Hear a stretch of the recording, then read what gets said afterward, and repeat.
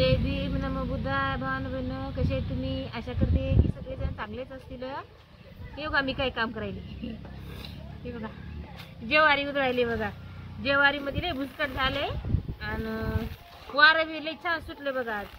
तर चला म्हणलं कशाला पाखडायचे, हात दुखून घ्यायचे तर उधळावंच म्हणलं. आणि तशी काय ज्वारी बी काय लय घाण नाही बघा, निर्मळच आहे बघा, पांढरी शुभ्रत आहे ज्वारी बघा. दिसायली का तुम्हाला? हे बघा कसं वारं सुटले, बरं उन्हाळ्यातल्यासारखं वारं सुटले. आणि पीठ नाही काय नाही म्हणलं, चला जेवारीचं म्हणलं घरी दळण तरी करावं.